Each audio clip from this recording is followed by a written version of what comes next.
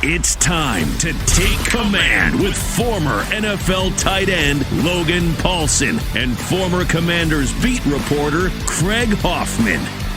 It's the Take Command podcast from Odyssey Sports. Craig Hoffman, Logan Paulsen here with you. We got the Patriots game preview coming up in just a little bit, but we are going to start with the trades. And before anybody says anything, yes, Logan, I am in a different location. I'm in my, we're in between homes. Thank God there's a common area in our apartment building with actual internet space. Are you the move is happening this weekend then, huh? Or yeah, we're like in the middle of it right now. Oh, nice. We're in the middle of it. The movers come tomorrow. My internet in my new place was supposed to be here for today. It was not due to a comedy of errors. And so we don't have internet in either place right now. But you look nice, God though. It's well lit, yeah, and it's got like a nice backdrop, you know? Maybe I should have just been doing the podcast here all along. I think so, man. In a common shared area. Look, there is no one else here. I'm not being that guy right now. That'd be so weird. Like you're moving to your spot, and then you walk into the common area, and someone's just doing a podcast. I'd be like, man, this dude is out of control. Yeah. So. You know, some apartment buildings now have like podcast studios in them. No, really? Yeah. Oh, yeah. I'm like, welcome to 2023, baby. I'm a professional at this. This is what I do. I speak into microphones for a living. Some of y'all just, anyway, I don't need to be bashing podcasters. The point is, the Commanders, speaking of moving, there's it. See, that's why they pay me the big bucks. Speaking of moving, Chase Young on the move to San Francisco. That trade now official. That took a little bit longer to process, I think, because the 49ers are on their bye week and they had to do all the medicals and stuff and get everybody in place. Montez Sweat, that was made official fairly quickly. He is on his way to Chicago. Just broad strokes, Logan, what do you make of the moves? The timing of doing them, what they get in return, the whole shebang. Yeah, I mean, I think let's start with Montez. I think Montez was the guy where there was like more value obviously associated with him because he's been healthy. He's been a little bit more consistent than Chase, and he's the player of the two that I'm probably more sad to see go because I feel like when he's played, he's been more consistent in terms of playing in the context of the defense. And, I think it's kind of had a better chemistry with that defensive line. And, John's mentioned that, Payne's mentioned that. Other guys like Casey and James have also kind of said similar things. So obviously he's a guy that's, been a good pro and indoctrinated himself well within the organization. I think the problem is, you're going to have to pay him probably more than you want to based on his level of production. Like I still think Montez is like a fantastic football player, really. Like he's really excellent, but he's not, I don't think he's ever going to be in that top 10, in terms of pass rush production. So, your TJ Watts, your Bosa's, Garrett's, whoever you want to put in that group. And I think that's probably frustrating for fans and probably ownership to a certain extent because you're going to have to pay him like that. And while I think he's an excellent football player and I want him around, like, is the juice worth the squeeze in terms of the production you get out of it? So ultimately, I think they make the right decision because I'm not sure they'd be able to re-sign him next year or they'd really want to re-sign him at that price point. I think there was kind of this, at least when I was talking to Fred and Santana and London Fletcher the other day, there was this kind of underlying tone that you'd be able to get him in that like $20 to $21 million range. And then, I hear on Kime's podcast that he's asking for that 25 number, which again might not seem like a big difference, but that's probably two players, honestly, that you could go out and sign with that extra $5 million. So kind of get that perspective, and obviously getting a first round pick essentially from the Bears. I know it's a second round pick, but the Bears are going to be picking high. They're not a good football team. They'll probably be picking 35, 36, 37. So that plays like a first round pick. And obviously there's good football players there, especially in next year's draft, at least from the kind of early stuff I've been listening to. Like there's going to be guys that fall into that top 40 that are first round caliber players. So great for this team. And also it gives you some kind of equity to trade if you are looking to move up next year and kind of make your move for the quarterback, assuming, I think Sam Howell's doing a great job, but maybe new ownership, new leadership wants to go in a different direction. I think that's a valuable piece. So all in all, I think for the team, for the Commanders, I think it's a good move. You're getting something for a guy you probably wouldn't be able to keep next year. I think it's frustrating for Montez. I think he probably wanted to go someplace else, but ultimately the Bears come with the best offer, and that's what you get. So in terms of that trade, in terms of that player and that trade, I feel like it's kind of as good as you can get, quite frankly. So. Yeah, no, 100%. And I agree with everything you said there. They didn't want to move him. That's been reported widely. They wanted to try to keep him. The reality of keeping him did mean probably spending a little more than you wanted to, but it's worth it if, there's going to be production and he plays so well off of Duran specifically, who you just locked up for the long term. And while your double-digit sack guy might not be your edge player, if your edge player unlocks a double-digit sack guy in your defensive tackle, then sure, let's do that. But when you're going to get what is a top 40 pick, it's a no-brainer. Because you can go draft a player the caliber of Montez Sweat, maybe not from year one, but pretty quickly. Over the next 5 years, let's say they draft a direct replacement. They draft an edge with pick 36 next year. Right. Who's going to be the best player, the better player over the next 5 years? That young guy might wind up being as good or better, and he's going to cost a tenth of the price. And so it's just at that point a no-brainer. It stinks. It sucks for Montez, like you said. Atlanta would seem to be the other team in it, and he's an Atlanta guy. I'm sure he would have preferred to go there than Chicago, but this is the business of football. The Commanders would have been committing organizational malpractice not to take the Chicago offer. Right. And not to mention it's just a better offer, period. Nevertheless, where the two teams are in the standings, the Atlanta offer seemed to be that it was a third, and if he re-signed, it would be a second, so conditional a pick. And Chicago offers you a straight second. So you just take the Chicago pick and you move forward. And that's a value play. Chase is a little more complicated. The Chase Young deal is one that people are all over the place on. I think JP put it really well on my show yesterday, though, when he came on. And he goes, look, if you take your car to the dealer to sell it, and they tell you it's $50,000, then you take it to another dealer and it's $50,000, and you go to another dealer and it's $50,000. One, that's a very nice used car if you're still getting $50,000. Seriously, yeah. But two, maybe we should use $20,000. Maybe we should use $10,000. Point is, if you get the same price at every single dealer, that's worth. The price. Yeah. And so people can think that because of where Chase is in his career, 24, his pass rush win rate super high, he's done very, very well as a pass rusher, specifically in a couple of key statistics, that he should be worth more than Montez or worth more, period. This is the market for Chase. Sure. Knee injury plays into it. Kind of his reputation and what he puts on tape plays into it. There's a lot of factors here, but at the end of the day, I think it's pretty clear that this is the guy the Commanders wanted to move on from for any number of reasons, some of which are fairly obvious, some of which might, who knows what reporting may come out in the future. But this was the move that they wanted to make, and I think there is, to use a phrase that's been used, I used it a couple days ago, Ben put it in print, there's an addition by subtraction element that they think both currently and in the long term that they had to make this move. Yeah, and so obviously, like you mentioned, this is the more kind of controversial trade because of the value, but I think you articulated that very nicely.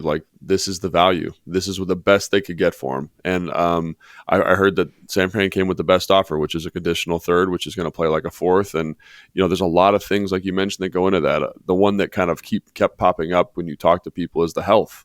There were a lot of people who were concerned about his health. And I don't know. And I think there's kind of a myriad of other things that show up on film. They say, hey, man, how hard does he play consistently? And this is not a bash Chase session. I think Chase is a good football player. I think he's got a ton of upside. I think some of the expectations that he had coming in here were going to be really, really challenging to kind of meet. I was very high on him. When you watch his college film, you were like, man, this guy's going to be amazing. And it just never really developed. I think his rookie year was good. It was not great. I think people overhyped that rookie year too in terms of memory. 7 sacks, couple forced fumbles, very similar to Ryan Kerrigan's numbers his rookie year. And both of them are good football players, but I don't think it was ever kind of this Nick Bosa, Joey Bosa, kind of the other Ohio State pass rushers in terms of production early in their career. And then obviously he struggled the next year and then had the injury, and then he missed all of his third season. And everyone's like, well, why didn't they pick up his 5th-year option? I don't think I would have picked up the 5th-year option, no way. On a guy that had missed an entire season and was questionable in terms of coming back. So there's and a lot of... by the way, who you've had all kinds of issues with in terms of the timeline of coming back. That's part of this is there seems to be a real lack of communication and trust between the organization and Chase's side of it around the injury earlier this year, where every time this dude got hurt, and maybe this is the organization's fault. This is, again, not a blame Chase thing.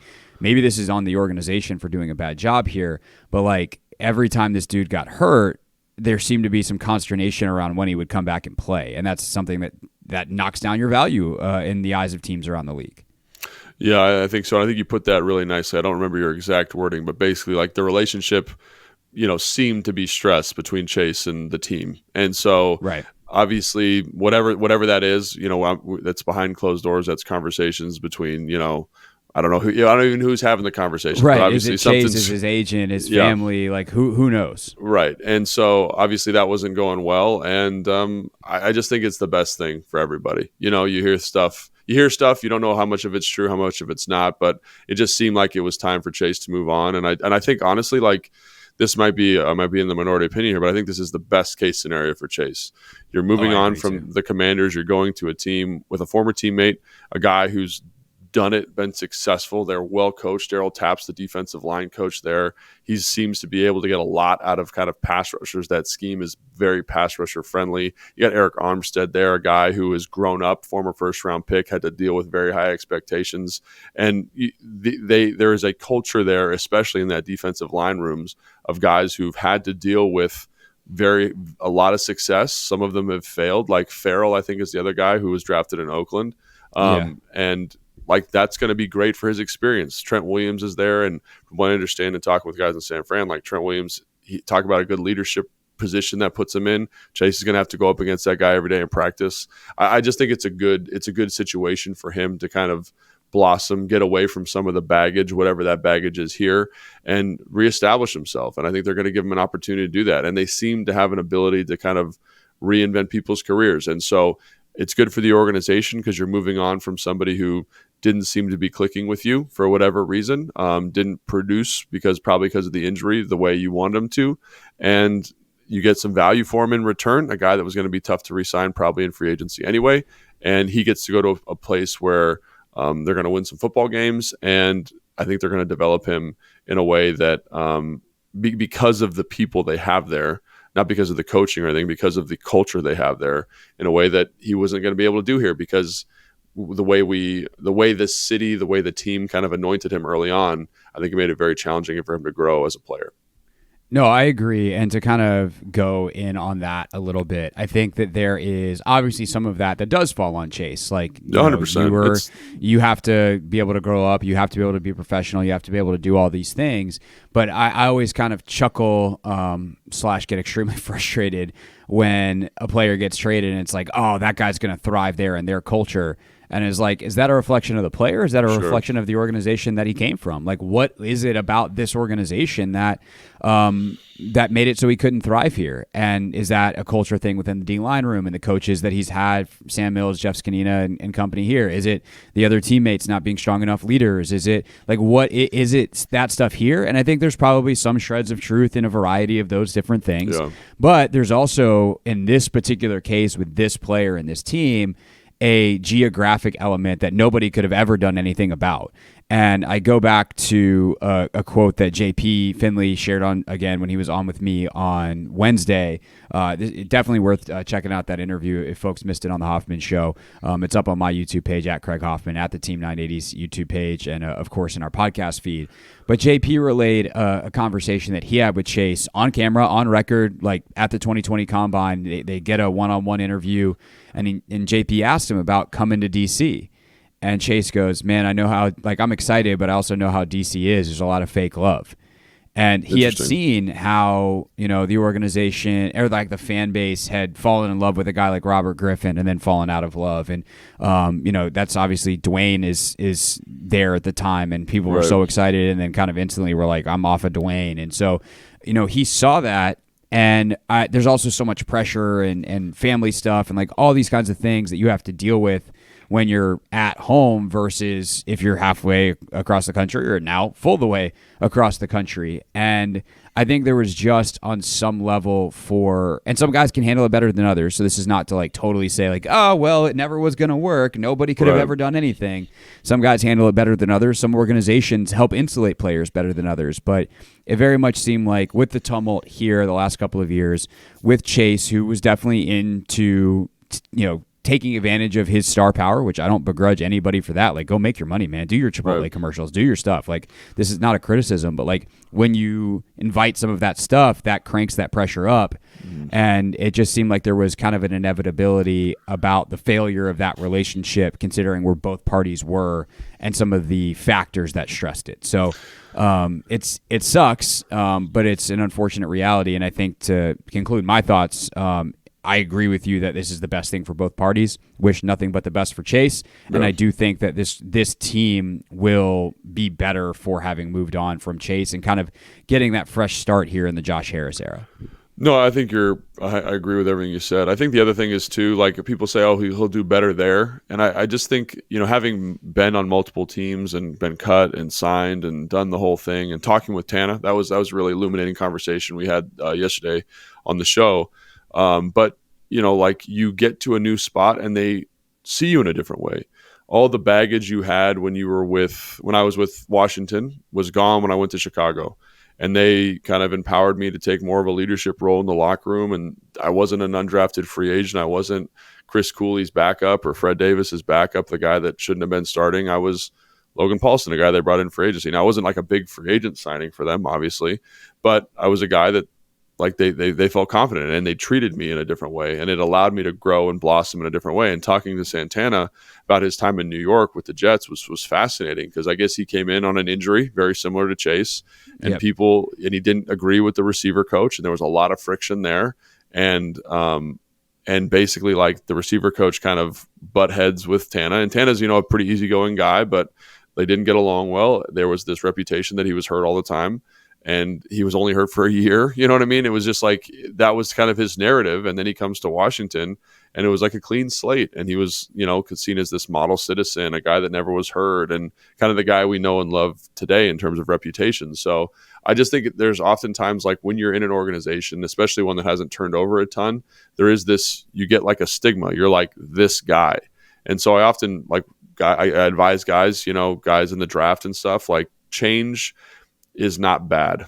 Sometimes it's helpful because it helps kind of rewrite the narrative for you. So I know we're talking about him going to San Francisco and being successful. I just think getting different voices and a different perception of what he is and who he is going to be helpful for him. And I just think being in a room of guys who have done it at his position and are bigger stars than him, probably in the NFL, is going to be helpful for him. And all those things, it would be very hard to replicate that here in Washington, almost impossible, unless you went out and signed, Myles Garrett or Joey Bosa or Nick Bosa or somebody like that. But even then, like imagine you go sign Myles Garrett, right? Then it's Myles Garrett and Chase Young. And it's like, oh, Myles Garrett joins Chase Young versus like, oh, Chase Young's going to play with Joey Bosa. Like when you're the incumbent, it's different. Sure. And so he never would have been able to get that here. Yeah, and I think that's why, again, I'm sure there was some clash in terms of organization that just didn't work here. But I also think just moving on sometimes is really helpful. And I think that's kind of what we're talking about here. I think, and hopefully it works out for him. I really do. I like, that's a guy that you root for a little bit because of the expectation, because of the hype, because of the talent. And I just hope it works out for him in San Fran. I really do. Because I think that, having played in San Fran, it's an awesome culture out there, and hopefully Kyle can get him going in the right direction. But I'm excited for him. And I'm excited for Montez in a different way, because I think he's going to get paid, but that's a tougher situation going to Chicago probably. Yeah, we'll see if he ultimately is like, you know what, Atlanta's also going to pay me. Thanks for the 9 games where I'm going to get a mysterious hamstring injury and have to go rehab somewhere warmer. But we'll see. I think that real quick to wrap up this segment before we get into the New England game, I think we should talk about it more from the Commanders' perspective and were there mistakes made along the way kind of thing, because I do think this defense can play better without these guys, which is kind of, obviously they can't play much worse based off the production. They're 28th in DVOA. They're 31st in points. They're 31st in yards. So obviously within the context of this season, just a regression to the mean of being average would be an improvement on what they've done from a production standpoint so far. Obviously, we've highlighted at times in the film review pod some of the issues that Chase has had this year with the freelancing and some of the big and it's plays not just that's Chase. allowed. It's not just Chase too, but no, it's not. But he's definitely he's probably the worst offender, even if it's not by a significant margin. Sure. And having guys and like the power of when a guy just does his job and plays hard and like there's all that. But you also mentioned like in San Francisco, it's a very pass rush friendly, edge rush friendly, specifically scheme. Yeah. And when I look at what Jack has done here, I actually just think it's worth like wondering, and maybe it's not worth that much because, who knows who's going to be picking players this offseason. And if, at that point, like who cares? It's what happened in the past. But it is kind of like, from the team building strategy and some of the issues that they've had, like I do think it's frustrating to look at some of the players they've brought in and where it hasn't worked the way that they schemed it up. And it seems fairly obvious in hindsight from, hey, we're going to draft Jamin Davis in the first round to make him our star middle linebacker. And then it's like, oh, actually he's playing Will and like he can't get on the field 100% of the time. And, they like the idea of having a playmaker in Emmanuel Forbes, and then they're not really willing to tolerate the risk of what that actually looks like. / Emmanuel's got a lot of growing to do. And with a guy like Chase, if you're not a super like pass rush friendly, like, hey, let's let our edges be creative and do that kind of scheme, why did you draft him in the first place? I mean, he was an obvious pick at number 2, but you could have traded out. Like you could have, if you wanted to be really bold, you could have taken Herbert or whatever. And I don't think any of us really, this is second guessing, just to be clear, right? Like this is not something that at the time everyone was like, what are they doing? Chase was the obvious pick. But in hindsight, like I guess really what I'm getting to, Logan, is like, what are the lessons learned from this experience now that Chase and Montez have been traded and it's over? Yeah, and I think that's really hard to know, honestly, with Chase specifically. I think with Chase, there's a lot of, kind of like what if. I think, he had the good rookie year, and I know he had a slow start to his second year before the injury, but, maybe if he doesn't get hurt, it's like a different conversation completely. And it's kind of the same thing with Robert. Like if Robert never gets hurt, how does he progress going into 2013, all that kind of stuff. And I know that's a hard game to play. And I also think it's important to note that the draft is an inexact science. And I think there's a lot of people that say, oh, this is how this player is going to turn out. This is what he can do. This is what he should do. And that is the correct approach because you're looking at an optimistic kind of view of that individual, like Emmanuel Forbes. Like I think there was like kind of looking back at the draft class, when we did our draft evaluation, when I was doing my tiers list, like he was kind of the fourth guy. Does that mean I'm wrong? Does that mean the team's wrong? No, it just means they valued something different than I valued. And I think that that's so important is like, what is the guy like? You're drafting an individual, you're drafting a player, and you're also drafting like hope and optimism and development. And I think it's really hard to negotiate that sometimes because there's better college players, obviously, like hypothetically in this world of doing draft evaluation, but who's going to be the better pro? Because it's a different game. And I think like that's something I think if I was going to say to you, to fans, is the inexact nature of the draft. It feels very official and they get the draft boards out and they get the experts on there, but ultimately you don't know. And you're bringing an individual into a culture. How do they acclimate to that? How do they acclimate to the scheme? How do they acclimate to the coaching? And all that stuff you try to account for. They do so many tests and evaluations, but you never really know. So do I think that they've made mistakes? Yes, but every team, if you go back and review their draft, has made mistakes. And the teams with, historically good draft, like everyone cites the New Orleans Saints when they drafted Lattimore and all those guys in the same draft. I think it was 2011, I want to say. They got lucky. They hit on a fourth round, a fifth round, a second round. Their first round pick was okay, but the meat of the draft was in that kind of middle of the draft, and that's luck. I hate to break it to you. As confident as you are, you're lucky there. So not breaking any news to me. Yeah, right. I mean, like if they knew that Russell Wilson was going to be Russell Wilson in Seattle, they would have drafted him in the first round, not where they did. Same thing. I mean, frankly, with Kirk here. Like if they knew Kirk was going to be what he was, they would have drafted him higher, and so would have every other team. And Tom Brady, that's what I'm saying. Ultimate example, yeah. And you never really know, right? And so I think there's something there. And so, in terms of development, I think you look at Jamin and you look at the draft class from last year, and you say, or Jamin's year. Jamin, Sam Cosmi, guys that are going to be contributors to this team that are playing good football. De'Ami Brown seems to have turned a corner, right? Obviously, B-Rob, all of those pieces, Sam Howell, like those draft pieces are going to be different. And so in terms of kind of malfeasance or malpractice, I don't think there's anything going on there. because I do think, like, when you say Chase Young, like, to me there was no doubt. I thought he could play in any system in the NFL, and I was so confident in that. And it just didn't work out here for whatever reason, and there's a myriad of reasons, some which we'll probably report on at a later time. But I think that's so important for fans to understand. I think everyone in the organization is trying their best to get this done. They're making assumptions, they're making assessments, and sometimes they work out. And I think when you look at the people that have been brought into this team, like Derek Forrest, for example, he's a 6th-round pick, and that's a good starting piece and good value. And I think people forget about those pieces sometimes, when you miss on a 1st-round pick, which, again, I know is really frustrating, but right. I think it's all part of the process. Yeah. I mean, I would say the other last thing that I've just learned is I feel like through this experience, I've definitely learned more about D-line play and the importance of having some, to use the basketball analogy everyone's using, like you need some 20-point scorers, you need some guys that are just going to set picks and do dirty work. And, the balancing of, like, you kind of know it on a roster building. You can't put too much into one position type of thing in general. But I do think that specific to D-line play, like really understanding that there's such an importance to having some stars and really great players, but you can't have too many of them at that particular group.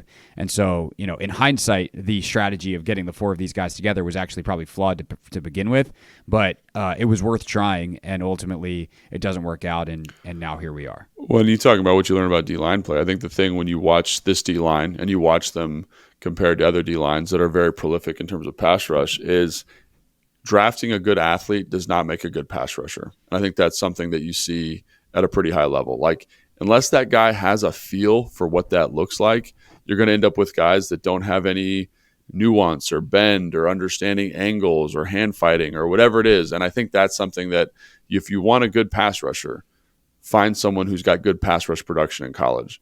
And I know we talk about, like, Montez as being a very efficient player, but he was always an efficient player in college. He never was a guy that had 15 sacks. He was always like 11, 10 sack kind of guy because he didn't have that high level nuance as a pass rusher. He's a great football player. He's a great athlete. But if you're looking for someone that's going to challenge Lane Johnson down in and down out, I need to see a good athlete with good production. And I think that is something that probably should shift. Like, what is the goal? Is the goal to have a good defensive lineman, or is the goal to have a good pass rusher? And I look at some of the teams that have good pass rushing defensive lines, and they're not the best defensive linemen, but they are the best pass rushers. And I think, like, understanding the difference in that selection and allocation is super important.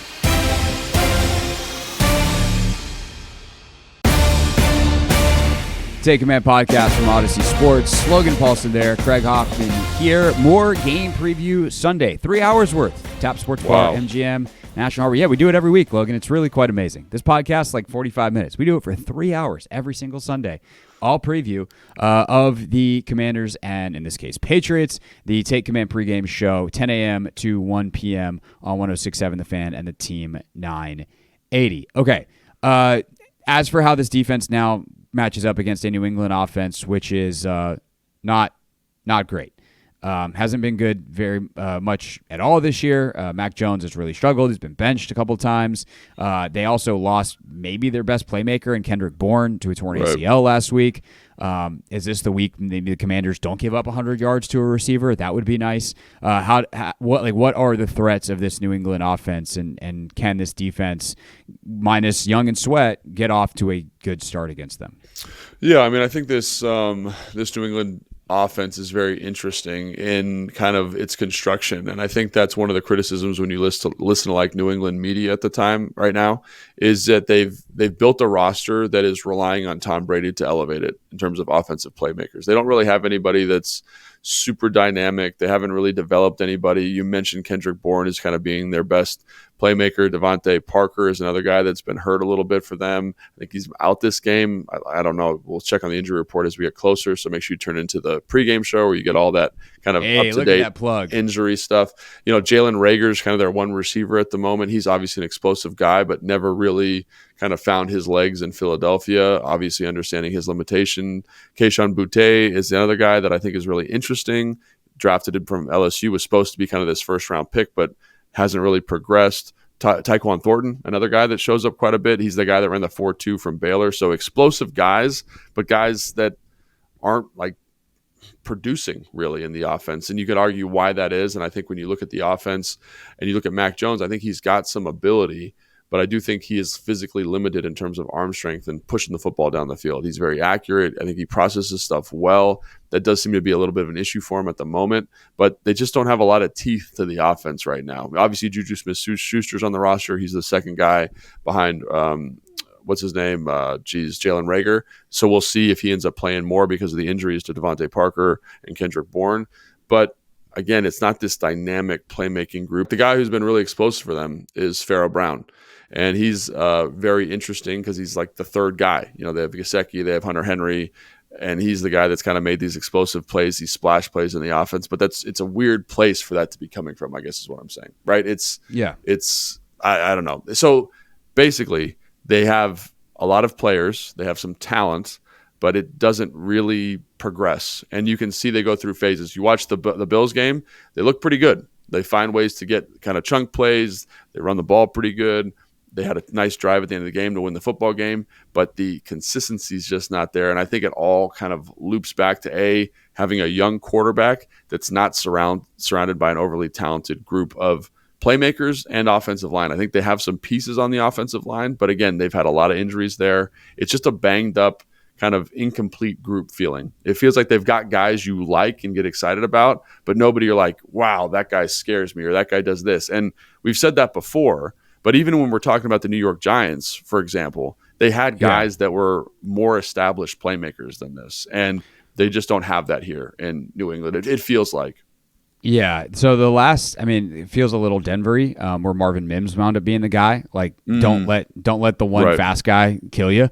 Right. And that's obviously coverage bust. That's actually executing in man-to-man situations, whether that's actual man-to-man or like you're the deep player, now you're one-on-one in a zone, just making plays. That's what's got to happen this weekend. Obviously, stopping the run going to be very important as well. Ramondre Stevenson. But like you said in the beginning, I don't know if this was a Freudian slip from you, but you're like, they built an offense that needs Tom Brady to elevate them. I don't know if you meant Mac Jones or just like they've built an actual offense that could use Tom Brady and they don't have Tom Brady anymore. That's what I'm saying. Like they built the offense kind of, Bill Belichick's the GM up there, right? And he kind of handles all the personnel decisions. And he's built it like he still has Brady, but he doesn't. That's what it feels like. It's like this would be fine if you had Tom Brady here.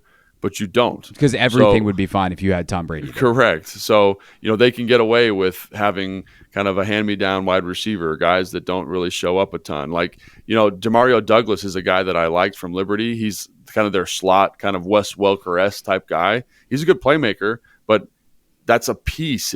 You lack the true one. And when you have a backup, not a backup quarterback, a young quarterback. Think about Sam Howell, for example. One of the reasons I think he's been very efficient throwing the football is because he's got guys who can get open versus man, who are experienced playmakers and can make plays for him, right? You got Terry, you got Jahan, you got Logan Thomas, all these guys, Curtis Samuel. But up there's not a lot of that. And I think their offensive line, honestly, they have some talented guys, but they've been banged up. They're a little bit up and down. So I think they're asking a lot of Mac Jones in terms of elevating a bunch of playmakers that are obviously they have some skill, but are not overly dynamic in terms of consistently making plays. So that's what I would say to that. And the new offensive coordinator, Bill O'Brien, I think he's doing some interesting stuff, but it does feel a little bit disconnected.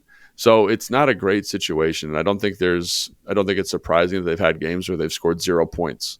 So, against New Orleans, for example, like New Orleans is a great defense, probably one of the better defenses in football right now, but you still should be able to score some points. And I think defensively for the Commanders, this should be I don't want to say a get right game, but it should kind of follow the pattern you followed this season. When you're not playing a top quarterback, they've been very successful and they've been very effective. And I think this should kind of fit in that mold. Yeah, and we'll see obviously what kind of pass rush pressure they can get without the two guys they just traded, but some discipline and I would imagine the interior guys are pretty high. I mean, James and Casey are going to be highly motivated. That's another thing here too, right? Is like who gets the snaps. James and Casey are going to start. I would be stunned if they don't. FA is back, and so he should be heavy in the rotation. But I think what you're going to see is, opposed to Chase Young playing 85% of the snaps, like those guys will play 60, 65 probably. Which is probably right. Which is probably like a better percentage for a starter no matter who it is. Maybe like if it's an elite guy, you want him out there 70-75% of the time. But for those guys, like 60-65 is fine. And then you're going to get to see the kids. Like, I'm excited to see Andre Jones Jr. I'm excited to see KJ Henry. Like, what do these guys do? And also, how do they use them? Like, I would imagine AJJ is out there in third down pass rush situations. You try to keep him out of there first and second down. I'd imagine KJ Henry just becomes what James Smith-Williams or Casey Toohill used to be, that 5 to 15 snap guy who's going to play when the other guys are tired. And maybe he'll start a couple of series and kind of be out there to make sure they get some rest. But it's going to be interesting to see how they play it. You know, do they still use the Cinco package as much? Like, there's a lot of questions that just come from the fact that you've got two guys who were key essential parts playing 70+% of snaps that aren't there anymore. And how do you ultimately replace them, both for the betterment of your future, but also the betterment of your present, the maximization of your present? Yeah, 100%. The other guy that I think is kind of interesting is like Abdullah Anderson. You know, in Atlanta, he played kind of a 5 technique, big defensive end. Does he push out in running situations to kind of get some bigger bodies on the field? I don't know. That's just speculation. But I do think you have a lot of pieces there that are, to your point, question marks. And I'm excited. I'm really probably the thing I'm most excited about when it comes to defensive line is what does Jack do differently? Because traditionally, historically, when Chase hasn't been playing, when Montez hasn't been playing, and those guys have filled in, those guys have done a great job. But Jack's done a good job of saying, hey, man, I can bring more zone pressure because now I know Casey can drop. I know James can drop. I know they understand the coverages. I don't feel this pressure to let the defensive ends rush all the time. We get different pressure looks. We're able to generate more pressures. So I'm kind of curious to see what that looks like if Jack employs that a little bit more, because Kime pointed this out. We've talked about it before. For whatever reason, the defense has been more efficient when Chase specifically has not been in the lineup. And I think it's just because you get a little bit more flexibility from the play caller, and you get guys who are going to do what they're supposed to do. Now, like we talked about their offensive line, the New England offensive line, I think they're good players. Like Trent Brown, to me, is one of the best offensive linemen in football, like when he wants to be. But the problem is he doesn't always care to do that. So he's also battling a back injury, so we'll see. Oh, is he? Yeah, is he going to play? He didn't practice on Wednesday, so we'll see. And when you watch them, it kind of feels like the Commanders' offensive line, to a certain extent, like there's good pockets, there's good presence, but also sometimes like Mac Jones just makes them look terrible because he's holding the ball so long and he's like running into sacks. And they've done a really good job of kind of piecemealing that group together. Like they've got their starting right guard is playing tackle, and they've brought in a backup, and there's kind of this swinging door rotation inside. So it'll be curious to see who their starting 5 is going to be. But it does feel like a group, just because, not because of the personnel necessarily, but because of people playing out of position, people not playing with each other a ton, that the defensive line and Jack should be able to take advantage of in a way that is probably different even than New York. So I think that there's something to that. I also think that New York is a team that had a very kind of clear identity offensively. They wanted to run the football. They wanted to run play action pass. They wanted to run keepers. They knew where their weakness was. And when you watch New England, that's not the same vibe you get. They're in the gun quite a bit. They want to throw the ball a little bit more. It feels a lot like what Bill O'Brien was doing at Alabama. They go through spurts where they're like, we're going to be physical, we're going to run the ball, and they're just not as efficient at it because you can tell they haven't practiced it as much. They're kind of going through a similar offensive identity crisis to what the Commanders were going through against after we played the Giants, for example, right? It's like, what do we do well? How do we change where we are? But it seems like they're doing that kind of in the flow of a game a little bit, which is tough to see. So it'll be curious to see like what they finally settle on for this game. But I think it's been important to note that they haven't done anything overly effectively outside of the Bills game where the offense looked pretty sharp. Yeah, and that was against the version of the Bills defense that's down a bunch of guys, why they made some trades at the deadline, et cetera. Sure. That Bills defense definitely not what it was to start the year. Certainly when Washington played them, even missing some key parts. Take Command podcast from Odyssey Sports. Logan Paulson there, Craig Hoffman here. Don't forget, after the game on Sunday, we'll have our instant reaction show roughly 90 minutes after the final whistle. So join us on YouTube at the Team 980 and at 1067 The Fan. And if you can't join us, that's okay. That becomes the Monday morning podcast. So make sure you're subscribed wherever you get yours.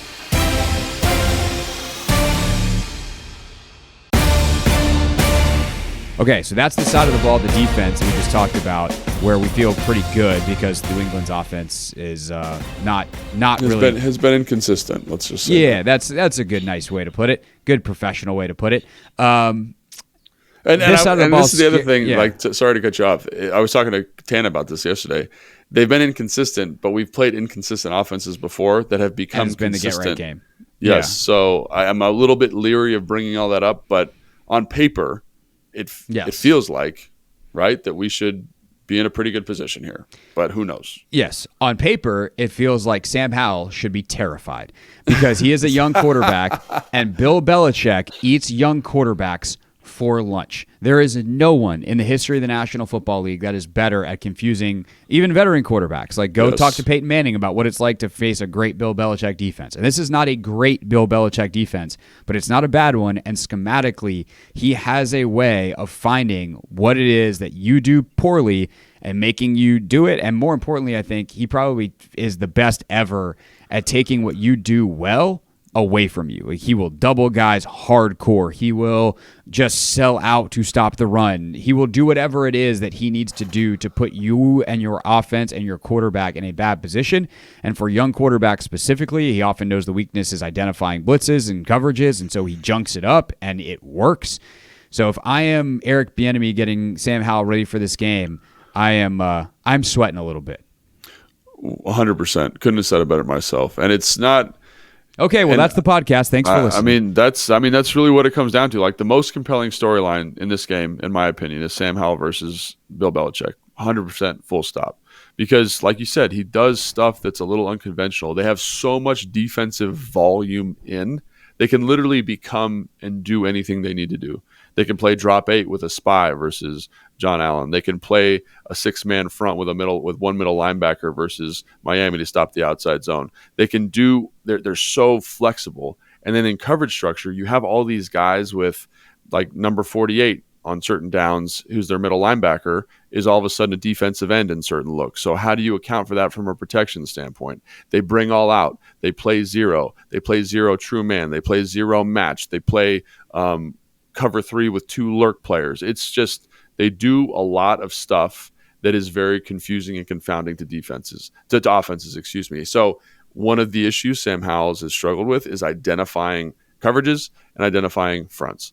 And when you look at what they do, they have so much flexibility in terms of personnel and in terms of coverage structures that it's going to be very, very challenging, I think, to keep him identified. Now, Fred Smoot brought this up the other day, so I got to cite my source, but he said traditionally Andy Reid offenses do a pretty good job against Bill Belichick defenses.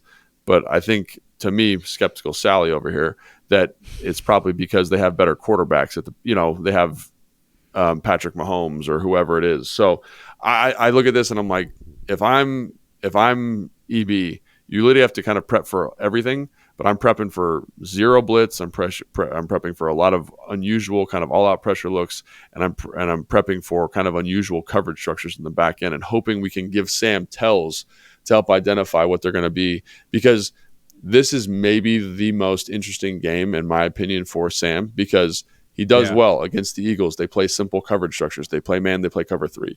He did well against that. Look at the Giants. It's a little bit more complicated, a little bit faster, a little bit more dynamic, a little bit more risk-reward, and he struggles.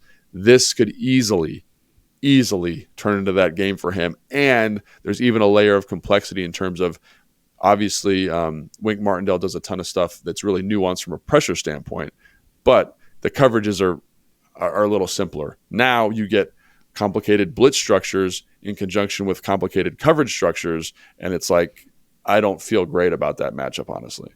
Yeah, no, I feel terrible about it. I straight up do not feel good about it. It feels very Giantsy. It feels very Billsy. I forgot about the Bills. Like when he plays fast defenses, confident defenses that disguise stuff well. This is not a criticism of him. This is very understandable. He's a young quarterback. This is life of a young quarterback, and it just hasn't gone well. And this defense, while they might not have the elite playmakers that they've had in the past, they just do so much stuff. Like, I was watching a third down cut up the other day, and it's like, oh, we've got 3 defensive linemen. Oh, actually, no, we're going to treat this linebacker like a defensive end because he's got his hand on the ground, but he's technically a linebacker. So they have 4 linebackers on the field, but one's a defensive lineman. Actually, they've got 3 safeties on the field and 1 corner. Like, they have so much flexibility, not only in terms of scheme, but in terms of personnel.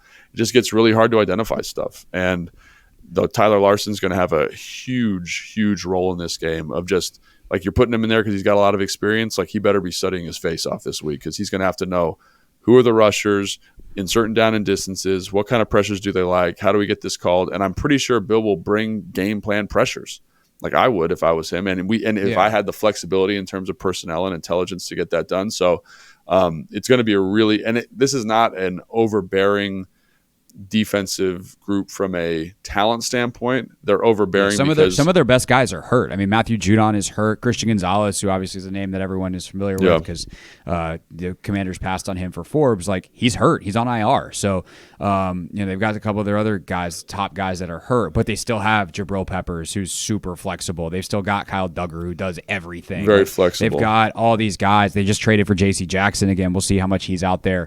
Like a guy who's been playing a lot, but he did not have a good career in San Diego or in LA, but he gets traded back, and like he was awesome when he was in New England the first time around. So how quickly can he readapt to what they were doing? So there is definitely still talent, even if it's not high end. But as you said, it's the schematics that are worrying.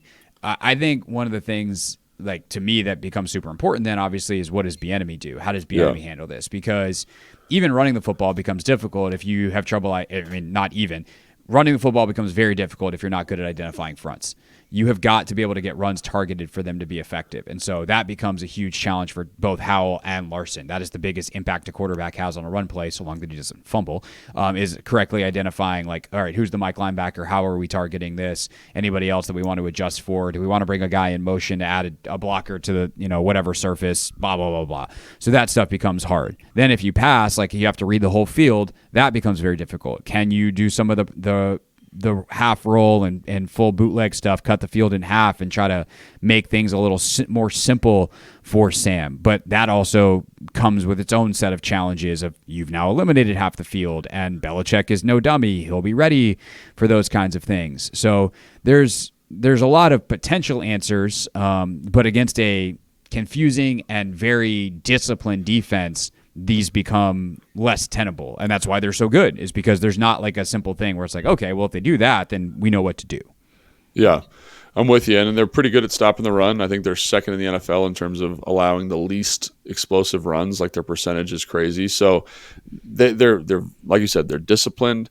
They have some talented pieces, like Keon White's a guy, rookie out of Georgia Tech, got some dynamism as a pass rusher. Christian Barrymore, the guy they drafted in the second round a couple years ago from Alabama, dynamic pass rusher. Wise is a guy that I think is often overlooked, but is a kind of pass rush specialist. So they do have pieces, and they are disciplined. They have talented guys in the back end, and it's just this. The thing that defines this group to me is you've said it a couple of times, and I think it's really apt. The flexibility.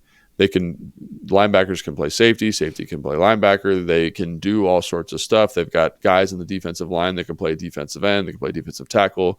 They can stand up in certain situations and drop. So there's just a lot they can do, and it's. They make mistakes sometimes because they have so much defensive volume in, but it's just when you're watching it, it's just a lot going on. And I think if you can find ways to simplify what you're looking at, I don't know if that's getting an empty. That's usually a good way to simplify defensive coverage structure. That might be one solution. Saying we're going to run the ball doesn't seem like a super tenable thing because that's not what EB wants to do. And the way that this defense plays, they kind of take that away from you. So it'll be really interesting to see what happens. A really, really compelling element of the game. You mentioned what EB does. You mentioned what Belichick does. Sam, how he processes everything. Tyler, how he targets stuff. It's going to be an awesome chess match. And I think the main thing is, like, can you just limit the mistakes from Sam here? Can you not have a Bills game where he's throwing a ton of picks? Can you not have a Giants game where he's taking a ton of sacks? And it's going to be challenging. It's going to be really challenging to do that because it's about what Sam sees and making that picture super clear. So in terms of things that I'm excited for in this game, that's one of them. Like, as a football fan, I want to see what EB comes up with. I want to see what Sam does. But I'm also very leery because I know that it's going to be very challenging for him to handle some of that stuff. No doubt. We'll talk about this a lot more on Sunday. Take Command pregame show starts at 10 a.m. We'll see you here on YouTube. If you're watching it, you can, of course, listen on the free Odyssey app or on your radio, 106.7 The Fan, the Team 980. If you're enjoyed what we did here, we do this 3 times a week, so make sure you subscribe on your favorite podcast platform. For Logan Paulson, I am Craig Hoffman, and we will see you Sunday. You can come hang out with us too in person at Tap Sports Bar MGM at National Harbor. See you then. Thanks for watching this clip of Take Command. First, why don't you like it? It lets other people know that it was good, and then they should watch it too. And Logan, we have a new exclusive home for full episodes. We do. 106.7 The Fan's YouTube page. Go check it out and please subscribe. Yeah, do what Logan said. Do it. Very, very smart.